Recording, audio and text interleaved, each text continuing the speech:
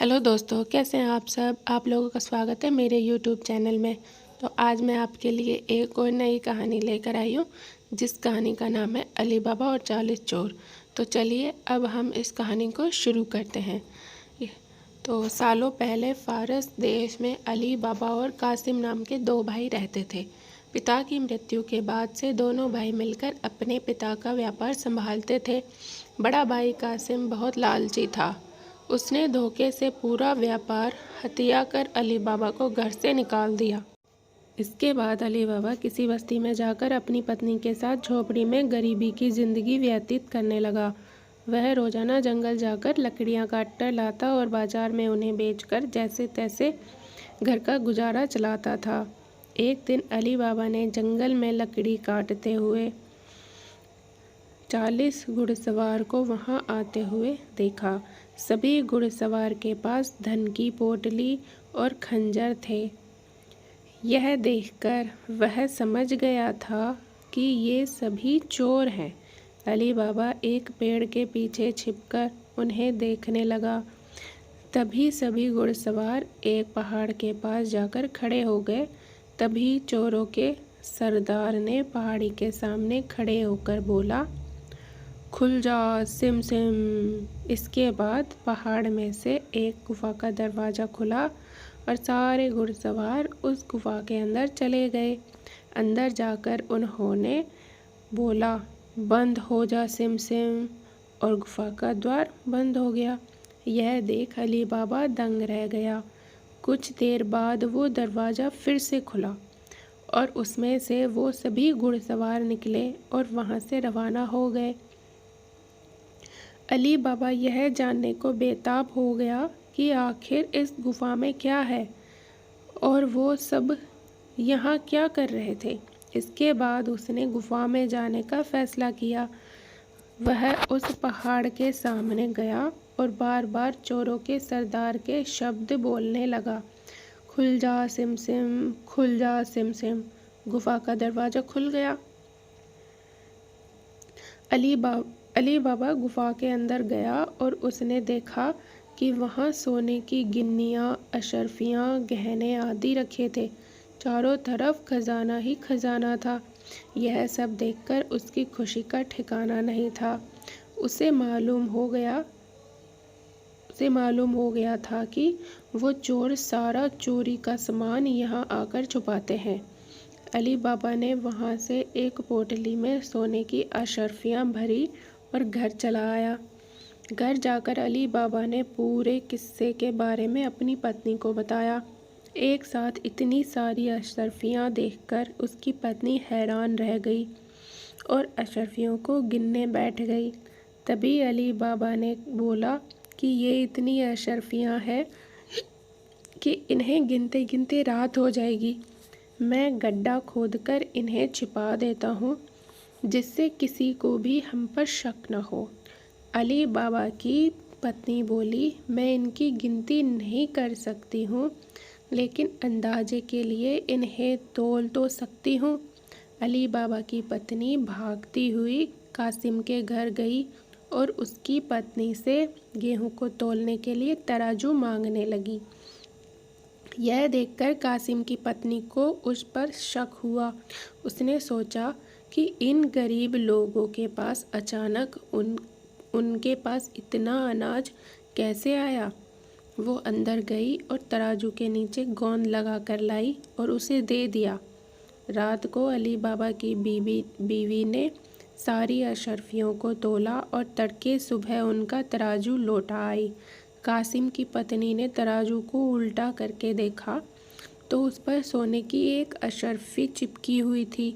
उसने यह बात अपने पति को बताई। कासिम और उसकी पत्नी यह जानकर जल भुन गए। दोनों को रात भर नींद नहीं आई। सुबह होते ही कासिम अली बाबा के घर गया और उससे धन का स्रोत पूछने लगा। यह सुनकर अली बाबा ने कहा, आपको कोई गलत फहमी हुई है, मैं तो एक मामूली लकड़हारा हूँ। कासिम ने बोला कि तुम्हारी बीवी कल हमारे घर से अशरफियों को तोलने के लिए तराजू लेकर गई थी।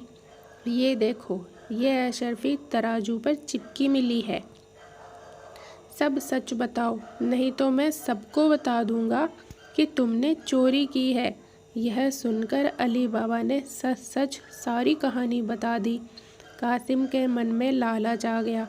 उसने खजाना हथियाने का प्लान बनाया और अगले दिन गुफा पहुंच गया। वह अपने साथ एक गधा भी लेकर गया ताकि वह उस पर खजाना लाद कर ला सके। गुफा के सामने पहुंचकर उसने अली बाबा ने जैसे बताया था वैसे ही किया। उसके खुल जाओ सिमसिम बोलते ही गुफा का दरवाज़ा खुल गया। अंदर पहुंचकर चारों तरफ खजाना देखकर वह भौचक्का रह गया।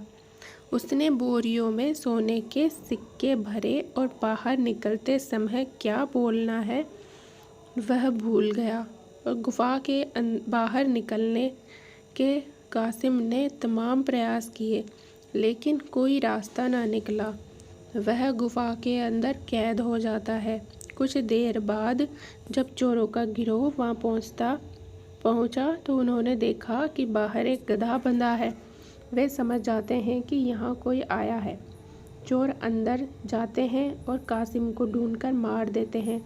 इधर जब कासिम घर नहीं पहुँचता तो उसकी पत्नी परेशान हो जाती है और अली बाबा के घर जाकर बड़े भाई को ढूंढकर लाने के लिए बोलती है।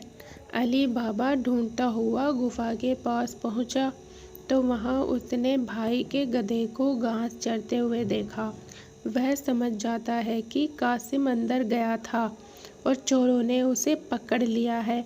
अली बाबा जब गुफा के अंदर गया तो उसे कासिम की लाश मिली।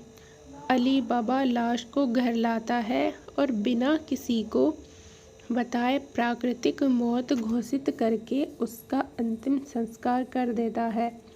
कासिम की पत्नी के कहने पर अली बाबा और उसकी पत्नी कासिम का व्यापार संभालने लगते हैं, उसके साथ रहने लगते हैं। वहीं जब चोर गुफा में जाते हैं और कासिम की लाश नहीं देखते तो समझ जाते हैं कि खजाने का राज किसी और को भी पता है। वह गांव में जाकर पता लगाते हैं कि कुछ दिनों में किसके घर में मौत हुई है। चोरों को अली बाबा का घर मिल जाता है। चोर ने उसके घर के बाहर क्रॉस का निशान लगा दिया जिससे रात के समय उन्हें उसका घर समझने में आसानी हो। वहीं अली बाबा ने जब अपने घर के बाहर क्रॉस का निशान देखा तो वह समझ गया कि चोरों ने घर का पता लगा लिया है। उसने वैसा ही निशान सबके घर के बाहर लगा दिया। रात में जब चोर आए तो सबके घर पर वैसा निशान बना देखकर दुविधा में पड़ गए और वापस चले गए। चोरों का सरदार चुप बैठने वाले में से नहीं था। उसने उस मोहल्ले में अपने आदमी को भेजकर यह पता लगवाया कि हाल फिलहाल में कौन शख्स वहाँ अमीर हुआ है। इससे उसे अली बाबा के बारे में पता चला। उसने उसका घर अच्छे से पहचाना और रात के समय में तेल व्यापारी बनकर उसके घर पहुंचा। वह अपने साथ तेल के 40 पीपों को लेकर गया जिसमें 39 में चोर और एक पीपे में तेल था।